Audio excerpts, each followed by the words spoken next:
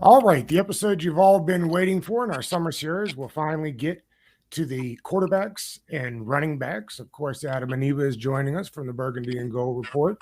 And for the first time on the show, Denton Day is with us. Denton, how are you, buddy?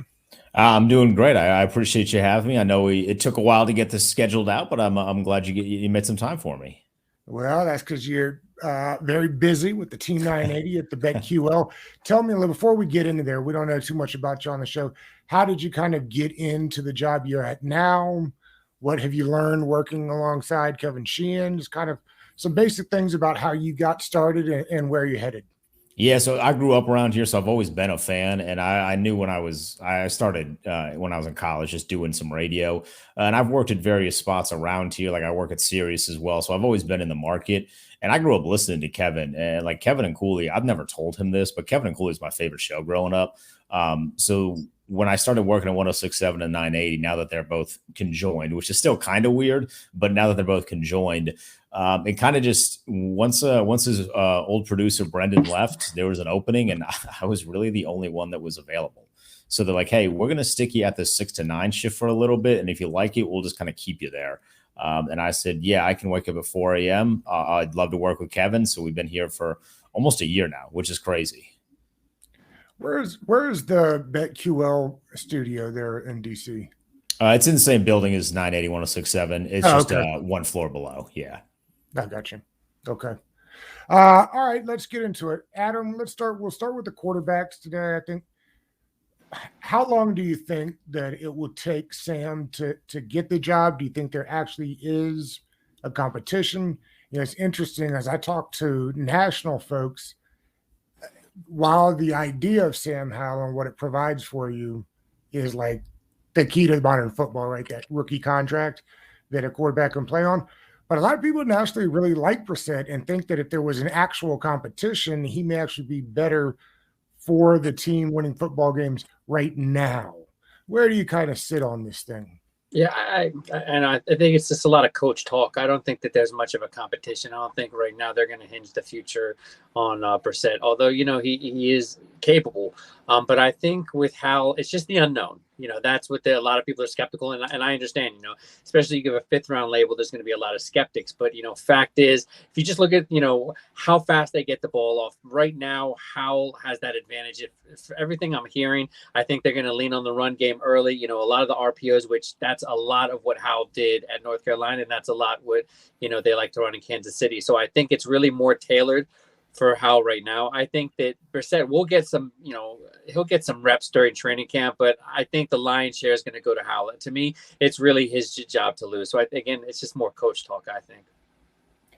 It's an odd thing that he fell, Denton. I went back and looked at some of the ESPN rankings and where they saw him, and most had him at that eventual starter 2nd round type range.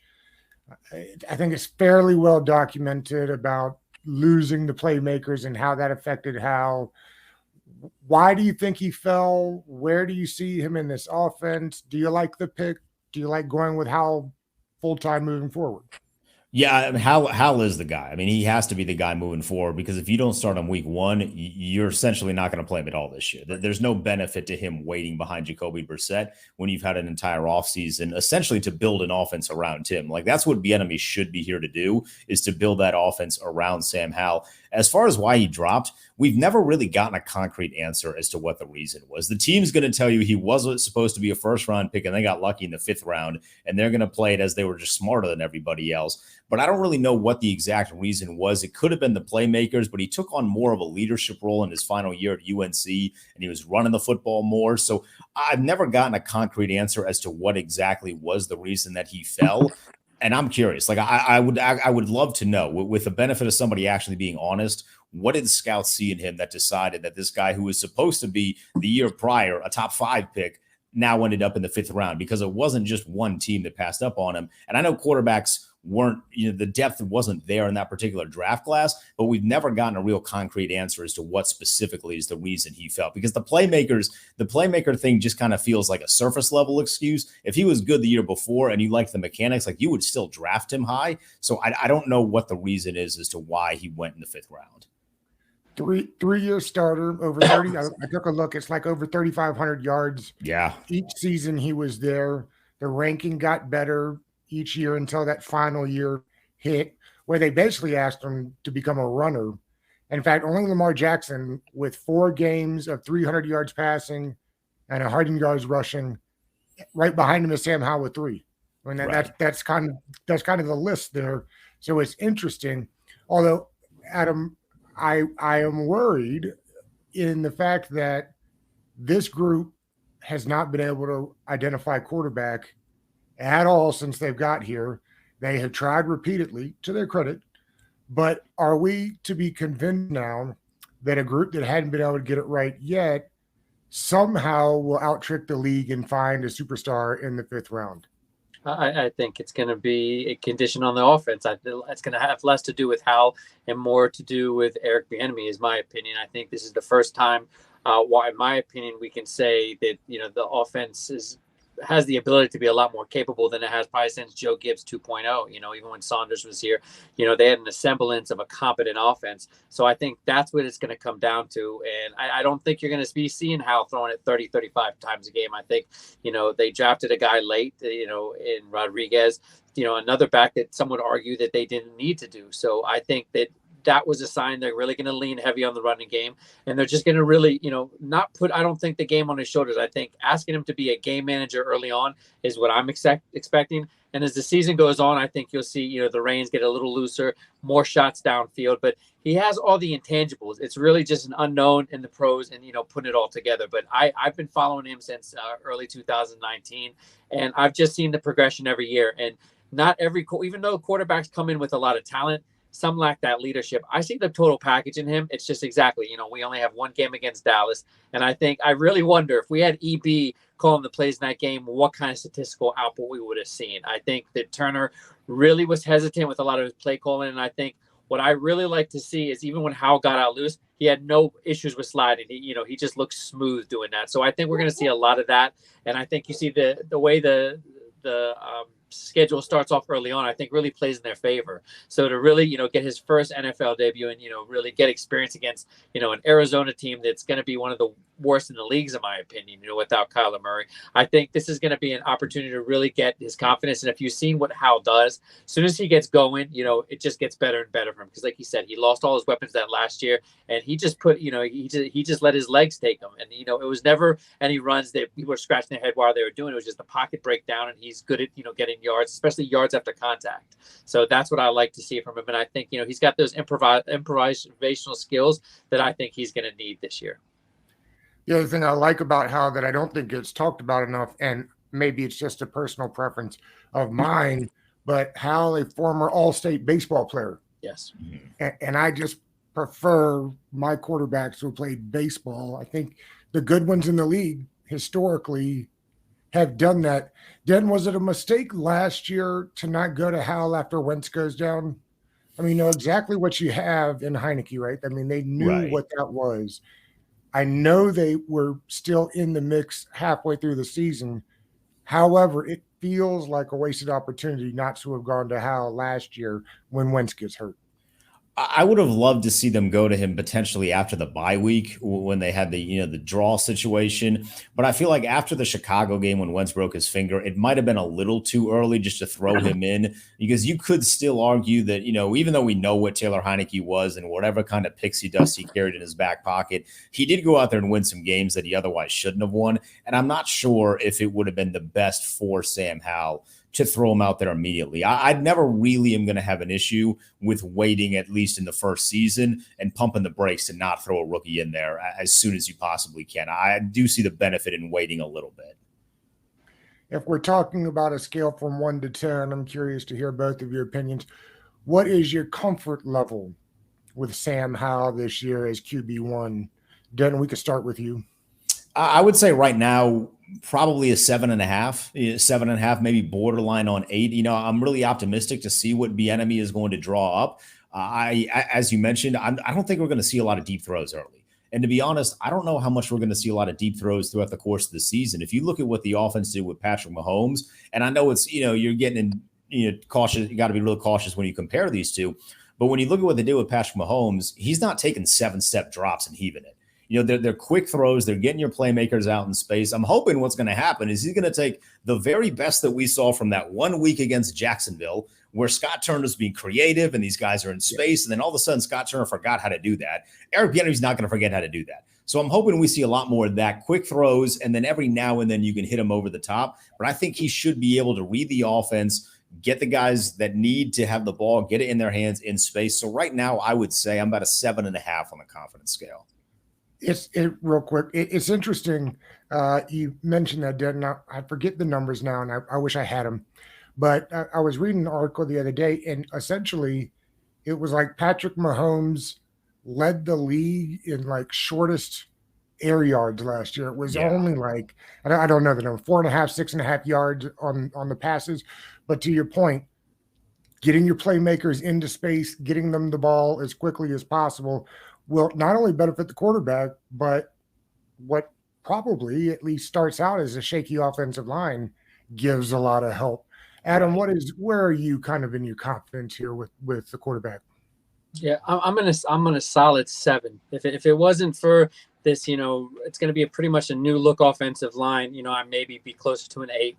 So that'll be something to watch early on. But like you said, you're going to see a lot of quick hitches. You're going to see a lot of quick game, a lot of tempo. So I think with McLaurin, Dotson, Samuel, and I think Gibson, we'll talk about him. That's somebody I think you're going to see them get into space, and they're going to rely on those guys early on. I think they can create a lot of yards in the open field. Like that's what they do best.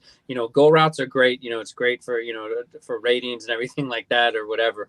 But I think those underneath receptions is I think they really have built a team with a ton of speed. Even on the back end, you've got this undrafted kid Kaz Allen who track star ability. They're deep right now at those positions. So again, offensive line, getting the chemistry, getting everything down with Howell, that's the biggest thing I'm watching right now. But as far as their skill positions, the offense that we're looking, that we're hoping to see, and how I think they're going to have a solid season. I think at worst, this offense is middle of the pack, competitive, 21 points a game at minimum. I think it's not going to be the weakness of the team, that's for sure. It'll be interesting too. I mean, essentially, the offensive coordinator is a former running backs coach. And so I think while we think about the offense that they have there in Kansas City, I wonder if we are fooling ourselves by not thinking that this will end up being a really heavy run offense. Denton, where do you see the offense? Would you prefer it to be more of a running attack? It's not really the way the league is set up these days. What do you think the offense will end up looking like come week 1 of the season? I hope it's a balance. I hope Eric Bieniemy is smart enough to realize that there are going to be games where your running backs just have it going, and he stays with those running backs. Because that's one thing that Scott Turner didn't do last year, and it was infuriating. Like, I don't have a lot of hair on top of my head, but I was pulling it out, watching him go away from the hot hand. And you have a plethora of backs. Like, I know when you look at lists, right, because it's the list season, there's a lot of people that rank the running back room in Washington very low. I disagree with that. I think there's a lot of talent in this room. Brian Robinson is still very much an unknown nationally. Everybody knows the story, but I don't think people quite understand how strong of a runner he is. And for whatever the reason is, people don't nationally like Antonio Gibson. I don't know why. It doesn't make sense to me. I think of him as one of the more dynamic guys you're going to find in the NFL.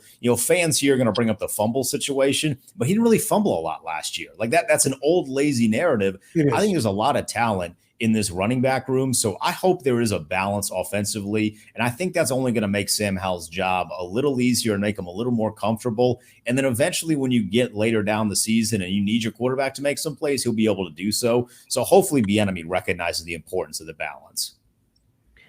Is there any point at which, if things go wrong, you think they'll bring in Brissett, Adam, or you expect no matter what, 1 year we'll see Howell? Yeah, I don't think that they're going to pull him. I think you'd have to see multiple games with 3-4 interceptions and him just looking overwhelmed. I think it's more about the situations and is he just really making bonehead plays, just not really progressing. But I think at minimum you're going to see him play at least the first 8 weeks. If there's a problem, maybe. but I don't see it. It really going to depend what the record is, everything like that. You know, if you're talking about them going 1-7 in the first 8 games, sure, I think there's a possibility, but I just don't see it. I think, you know, it's one of those teams that, 8-9, 8-7, whatever the records are, you know, but I don't think there'll be a situation where their season will be over early and they'll go to that situation. I think Hal's got the job for the year pretty much. Those first 4 games are going to be important. Yeah, huge. Because the schedule gets a little wonky. I mean, the whole schedule, I think, is wonkier, and we're going to do the schedule in a couple of weeks. But I went and looked at it the other day, and I remember thinking when it dropped, oh, that's a pretty, favorable schedule. And then I was looking the other day because somebody tweeted me something I had said and said, go look at the record and tell me how you find 9 wins.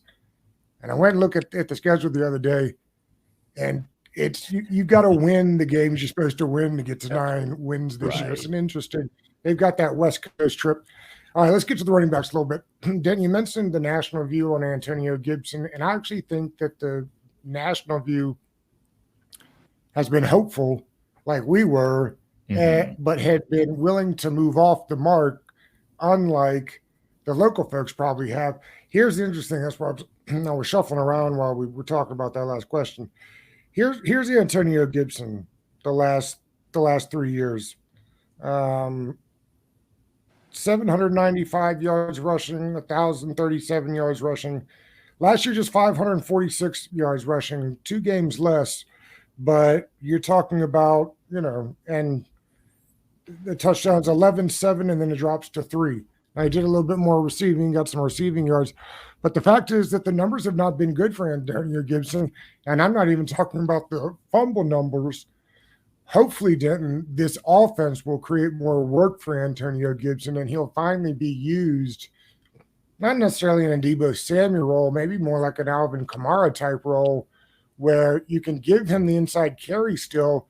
Well, let's try to get him moving left to right more and taking passes. Is this the year we finally see it for him, Denton? I mean, I certainly hope so. I love the Kamara comparison because I do think, I got stuck last year saying, let's put him in the Deebo Samuel role. That's kind of what Curtis Samuel's for, though. So I don't want to take his job from him. Like, if Antonio Gibson is in a very similar role to Alvin Kamara when he first started in the league playing with Mark Ingram, that feels to me like it would be perfect because you have your bruiser in Brian Robinson, and then you have your guy in Antonio Gibson. I don't necessarily need him on a first and 10 in week 3 doing, halfback dives inside your own 20-yard line, right? Like, if you want to use him to jump over the top in the goal line, I'm all for it because he has the athleticism, but I don't need him running straight up the middle early in the season. Use his athleticism, use his ability to make guys miss in space, but also get your guys moving on the offensive line a little bit. Let those guys go out there, move their feet, and hit somebody. And I really do think if they get creative with him, it's going to benefit everybody. Yes, and I brought this up several times on the pod. You mentioned the Mark Ingram also. Kansas City had something similar last year with Pacheco and McKinnon. The stat I've been using on the show a lot is last year McKinnon was second on the team with receiving touchdowns at 9. Yeah. If he gets that kind of role here in Washington, then we're actually getting productive. Adam, I know you spent time looking at Brian Robinson. How much more do you think we'll expect from, to Denton's point earlier, an actual fully healthy Brian Robinson this year? Maybe more explosive than we got last year, right? Yeah, I expect it's going to be situational based on matchups, but I think when they go against the teams with some of the lesser run defenses, that's when you really 20-25 times a game you really just keep them going. And talked about Gibson getting him involved more in creative ways. I think that's a big reason why they drafted Rodriguez. I don't think it's just a draft getting him for the future. I think you're going to see him get a lot of short yard carries this year because that's what he did at Kentucky and he had a lot of success. But I think Brian Roberts, they're going to lean heavy on him. But I think you will see a healthy mix. They'll mix it up. I think the enemy's really going to play all 3, on game day, and it'll be interesting to factor see, even with Jamal Williams, if they decide to keep 4. But I really think these running backs, you talked about how many touchdowns, McKinnon had. I agree with you 100%. I think that's what Gibson's role is going to be. And I think until he shows him he can't do that, I think Gibson's going to be even more involved than Curtis Samuel. I think, although Curtis Samuel is the third wide receiver, I'm going out on a limb and I'm saying Gibson's going to be the third receiver behind McLaurin and Dotson this year. Because I think, he's going to have a lot of opportunities in screens, short check downs. I think that he's just going to have a really big year this year. I think finally they'll figure out how to use him. Denton, what do you expect that the running back ratio will be? Like if we're talking about, let's just use like a 10 carry per game thing. I know they're going to get more than 10, obviously, but we're talking about splitting up 10 carries between Brian Robinson and Antonio Gibson. What do you think the workload kind of looks like this year? What do you hope it looks like? If it's just between those two guys, I'm guessing it'd be 6 carries for Brian Robinson, 4 carries for Antonio Gibson. In my perfect dream scenario, it would be 5 for Robinson, 3 for Gibson, and then get a little bit of love to Jonathan Williams. I thought late in the season, he played really, really well. He attacked the hole. There was some aggressiveness in the style that he ran with. I'd love to see him stay in the mix because I know there's a lot of guys on the depth chart right now at the running back spot, but I'd love to see him stay in the mix because I think there's some real potential there for, maybe a game or two where he just goes absolutely bonkers. Adam, would you be surprised if this is Antonio Gibson's last season? Where do you stand on the whole, draft, run them through, and then draft again type scenario that most teams are implementing these days? Yeah, no, unfortunately, I wouldn't be surprised because I think if he does have a big season, which I'm expecting, he's gone. If it's, just like a mediocre season, he's gone. I just think that they're going to have more priorities next year. And I think he'll have a market next year, not huge money, but I think he'll have a market and I think he'll look to, move on and hopefully, have a bigger role somewhere else. Cause that's what it's going to come down to for, cause this will probably, these running backs, they don't have the shelf life as other positions. So I think they lose him, unfortunately. And I think that's why, Rodriguez was brought in as well. For a move for the future as well. But I think with him, I'm expecting to have a big year. And I think after this year, he's going to be in demand. But although, it's reported, I think somewhere around 84 million available cap next year, you got a lot of guys that are going to be, free agents next year. So I think this, unfortunately, will be his last year with us. Denton, where do you stand on the current way that the running backs are viewed and treated in the league?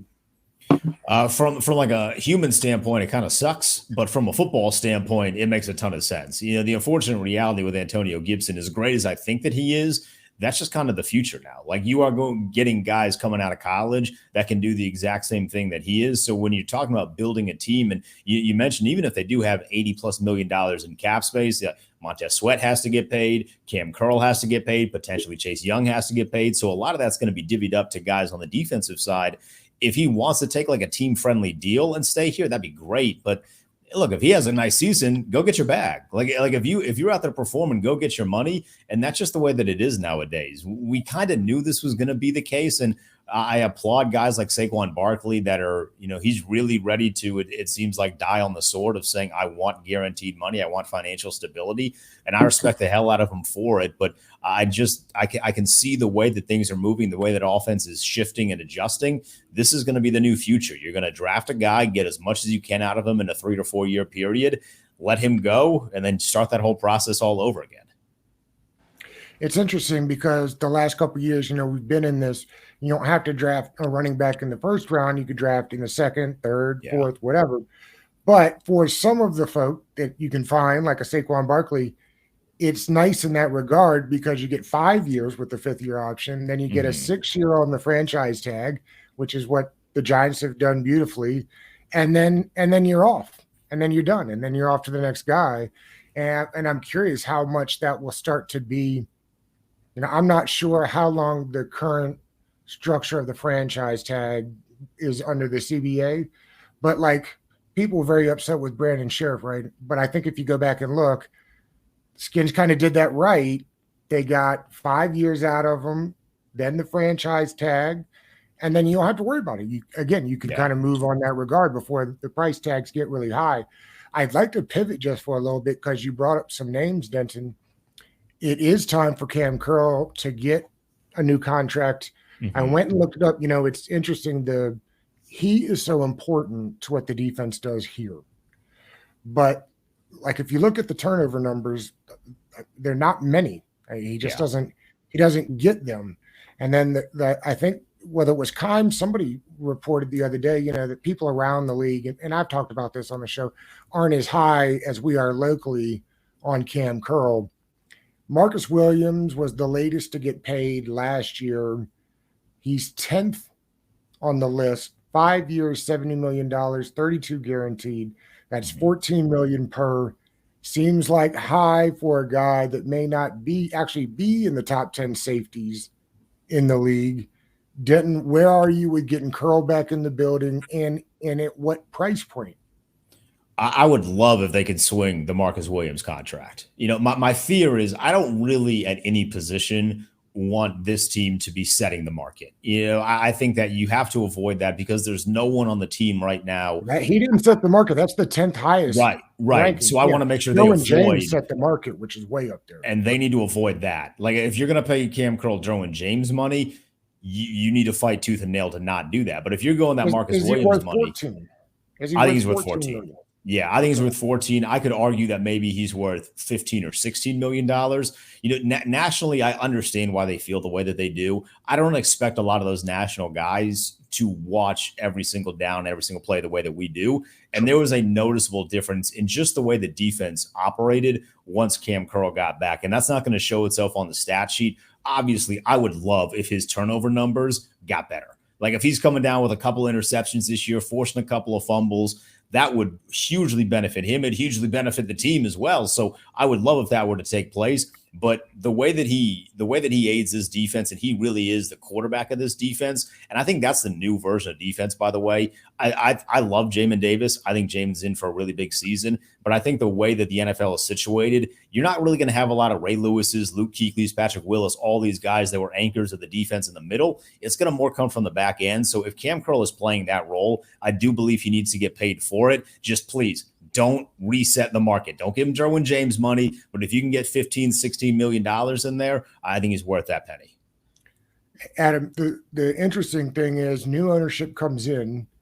And so they really don't have any idea. So Cam Curl, I think we all agree. The numbers are astounding at how valuable he is and how much better the defense is when he's all out there. I thought it was interesting. Also, he played a lot of weak side linebacker last year on the team, which they kind of that big. It's like the double big nickel, whatever that was, But new ownership doesn't even know if this defensive scheme or coordinator will be here after the year. Again, making it tough, I think, on them to try to figure out his, again, value and worth, two different things. Because I assure you, when they sit down at that table, first thing the Commanders are going to point to are the turnover numbers. I know what his agent will point to. It's going to be the win-loss record when he's not out on the field, which, that'll be interesting to see who wins that push battle. Where do you stand with the Curl contract, and is there a number you're not willing to go above for him? Yeah, no, and I was just like Denton. I wrote an article a couple weeks ago about it. I had that for on a 4 year, $60 million. It's about $15 million a year. I think that it's the whole idea of the Buffalo nickel, which, that's something that we keep hearing they're going to be in the majority of their sets with. He makes that go. I think it was something like 1 in 6 or close to that when he was in the lineup. So it's just the intangibles. I know the interceptions, that's going to be a big thing they're looking for, but I think the fact that, he's able to wear that green dot, he's able to, move everybody around. He's position versatile, playing close to the line, he can play a single high if he needs to. But I think you've seen them really build this back end, drafting Martin, Percy Butler, they've got a lot of those guys that they're confident in that single high position, but they need someone to really run things. And I think that's why, other than the Barton signing, you haven't seen, a notable linebacker or somebody that they're, willing to really, entrust with that Mike linebacker role, because like you said, I think Curl, that's going to be his role. So that's a consideration. And with the new ownership, that's a great point. Whose opinion are they going to value? Are they going to value the football people, or are they going to look in the outside? Although the top 100, it's voted on by the players. I think that's significant. I know a lot of people, scouts, and everybody that says, definitely take what these guys say seriously, because they don't take that list lightly, like some of the media does. So for him to be 80, I think it was 85 on that list, that's something that they're going to look at. Even if Del Rio is gone, they're going to look at, the next coordinator that comes in. I think he's position versatile. So even if you bring in a new scheme, I think you can move him all around. So you have to think, how much are you getting out of him? You talk about what they paid, Allen and Deron Payne. Those guys aren't paying 100% of the snaps, although they did close last year.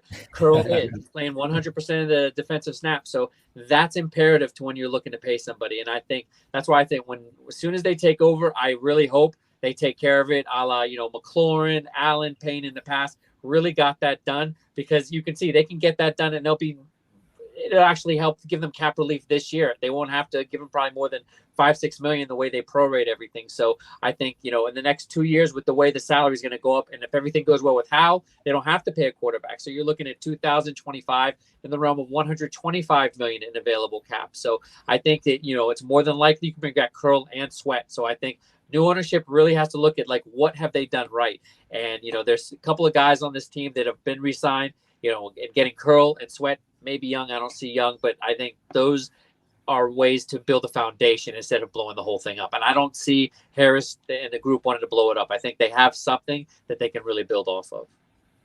It's interesting. We hadn't talked about that when we did the DB breakdown, Adam, but, it could very well be that the part of the beauty of getting Martin is his flexibility. I think everybody's got him penciled into the nickel role, but he could very easily drop into the standard strong safety spot, and Curl can get back into that big nickel that he's been so good at. Really hadn't thought about that much at the time when we did the episode, but I think it will be fascinating to see, because you're right. We don't even talk about Percy Butler, who I know they're very high on. They've got a ton of them, and I think we talk about it on this show all the time, is why they don't have a ton of linebackers. Because it's just not the way they do things, and really it's not the way the league does things. And credit to this group, they've kind of been at the forefront of that. For as much dinosaur and antiquated as I think we thought the group was when they got here, they've really kind of been forward thinking, at least on some of the defensive trends. Denton, do you think that there will be a couple? I also think Kendall Fuller could use a reworking once they get new ownership to bring his costs down. A couple before we get out of here for you, Denton. Who do you think plays opposite of Emmanuel Forbes on the outside? I think to start the season, it'll be Kendall Fuller. I think they like him out there, and I think they'll move Benjamin St-Juste back onto the inside. But towards the end of the season, I believe those roles will swap. And I think it'll be St-Juste and Forbes on the outside, and then Fuller on the inside. Fuller was terrible inside, so it makes me feel like something bad happened if that happens. Yeah. It was amazing to think about how good Fuller was there for a long time. Just for whatever reason, couldn't do it, because he's not that old, but he couldn't do it at the beginning of last year. So that means Adam, Denton agrees with you. Then when I talk to Kime, he thinks St-Juste starts on the outside and stays there as long as he performs well. Denton, do you think they'll try to get, is Sweat one of the guys you think they'll try to get signed before the season, or they'll let him play it out, and then if he has a good year, do everything they can to get him signed up afterwards? It was interesting to hear Sweat comment essentially on Deron Payne showing everybody how to get the bag in Washington. Go out there, perform your butt off, and they'll pay you, which they have. And it's been important because I think not only guys in the locker room, but around the league see it and respect it. What do you think happens with Montez Sweat? That's probably going to be the best option for everybody. I mean, right now, really the best option for the team is to do it now. Because if he goes out there and performs, then you're going to have to pay him a lot more. But you can also get stuck in the fact of if he goes out there and he doesn't perform, then you've already locked up this money. So I think since the team has shown they are willing to pay guys who perform and do their job, this would be the best option. Wait until next season. If he really goes out there and starts to really finish plays, because that's been his biggest weakness, right? Like, he does a good job getting to the quarterback. He just doesn't finish the plays. But if he goes out there and has double-digit sacks, or, God forbid, if he has like 15, 16 sacks, all of a sudden, hand him the check, put the big number on it, and then we'll call this one even. And then at that point, if they pay Montez Sweat, if they give him the bag the same way they did Deron Payne, I don't know what that means for Chase Young, but you didn't ask about Chase Young. You asked about Montez Sweat. Yeah, give Montez the bag if he goes out there and earns it. And of course, the difference will be the bag for Montez Sweat's got to be 22, 23, 24 probably next year. A lot of money. Just because of the position. Think what Deron Payne got, and that's, we know, ends just get paid more.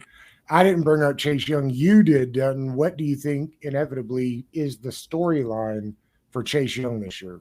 I want to be optimistic because I do think back to that rookie season, and there were a lot of factors, right? Like they weren't playing a lot of good quarterbacks when he started to absolutely ball out. But I want to believe there is still some semblance of that player there. I just hope that he gets his head on straight and he focuses. He kind of blocks out the noise. I don't need to see Chipotle ads when he comes back immediately. I want to see him be a part of the team.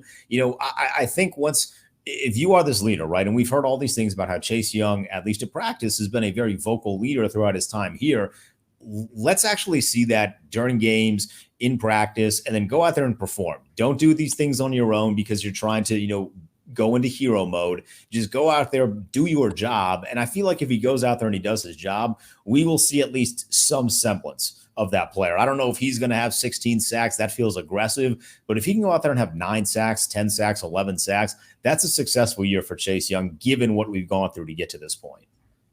Yeah, it's weird about that first year because, to your point, he sacked a lot of guys named Ben DiNucci and stuff like that. The other thing that was wild was there literally was nobody else to give it to. Right. You know what I mean? Like it just felt like Chase Young was going to be the DPOY from the beginning of the year. And unless just something terrible happened, he was going to end up that way. It's hard to remember at this point, which is crazy because it was not that long ago, but Chase Young was on his way to being the face of the league. Yeah. Not the franchise, but the league. And to see what's happened just 4 years later is kind of incredible when you think about it. Denton, I know that you do the BetQL stuff on Sundays. The line for Washington is 6.5. Mm-hmm. Win totals over or under for the year. I've already bet the over. On that. And my reasoning is that the rest of the roster didn't get worse. They've made a change at quarterback, but all Sam Howell has to do is play average because they didn't have average quarterbacking last year. And I know there are parts of the schedule that are going to be tough, but I feel like this team is built well enough to where they're going to be able to steal a couple of wins. I don't know how many. I don't know if they're going to go and they're going to beat Philly twice or they're going to beat San Francisco, but there's a couple games on there that I do think they'll be able to steal late in the season. So over 6.5, I think I bet that like a month. As soon as it dropped, I was all over that one. Smashing it, right? Oh, yeah. I smashed like 6.5 is so low. The 1 year to the next doesn't necessarily correlate, but they didn't score 20 points a game last year, had quarterback play well towards the bottom of the league, right, and still mustered out a 500 season. It feels like the over is free money, and yet it feels like betting against the big bookmakers is bad business. It's tough, yeah. We're stuck in a weird quandary there as to how that works. Last one, Denton. What do you think the win total looks like next year, and what makes a good season for the team? So we did this on Kevin's show, and I think he and I actually came to the same. I want to say I said 9 wins, and again, it would consist of them beating a team that, at least on paper right now, they're not supposed to beat. But I believe there's going to be 1 or 2 of those on the schedule. So if they get to 9 wins, given the fact that they have a new quarterback in Sam Howell that we've only really seen play 1 game, I would consider that to be a successful season. Obviously, if they get to double digits, I mean, we're dancing in the streets at this point, right? Because with the weakness of the NFC, that means they're in the postseason. If you get to 10 wins, you're in the postseason. You might even be able to squeak in there with 8 or 9 wins. So if they're hovering around that mark, there's going to be some sort of opportunity to where maybe they can sneak in. Somebody just let Ron Rivera know the odds late and when he can and can't be eliminated. That would be nice. That would be nice. Playoff win. Do they have to have a playoff win for Ron to keep his job? That seems to feel like what I hear the most is not just getting to the playoffs, but Ron would need to win one to get extra years put on the contract. Yeah, I would say so. I mean, they haven't won a playoff game since I was in middle school. So yeah, a playoff win would be nice. Playoff win will be nice. We'll get to start the season early. It sounds like we're celebrating on Thursday. Yeah. I said it was last one a minute ago, but that's not true. I'm curious your thoughts, Denton. I've said this several times. Adam and I have talked about it on the show before. When you first heard the news that Dan was going to sell, I've often said I had always expected that it would be a party in the street type moment. It was more just a sigh of relief and exhale for me. What were your thoughts then when you first heard? What are your thoughts now? Have they changed? What is your level of enjoyment out of all this?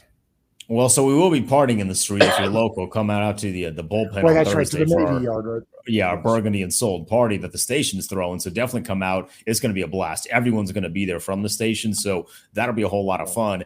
But when that news came down on November, it felt like a bit of a sigh of relief. I feel like maybe had he immediately come down with I am selling, the process would have been sped up a little bit. But I would make no doubt about it. This doesn't feel as exciting as I thought it was going to, and that is because Dan Snyder's has dragged his feet. And I think that was fully intentional. He was going to make us wait this out to the point where now it's like, please just get it over with. We've been doing this process for nearly a year. I mean, we're like 9 months into this thing, and the guy still hasn't officially sold yet. So that to me feels like it was on purpose. He wanted to minimize our celebratory, but we're still going to celebrate on Thursday. Once that deal officially gets done and Josh Harris is named the owner, I think then you'll start to see some partying in the streets. I'm disappointed that I'm not close enough to be able to get to that party on Thursday, because I know a bunch of people are there going, and it's going to be a good time. There's no doubt about it. Adam, I will see you next week. Denton, appreciate the time today. This was a lot of fun. We'll get you on sooner. Won't wait so long next time. Yeah, fellas, appreciate it. It's a lot of fun. All right, fellas. See you.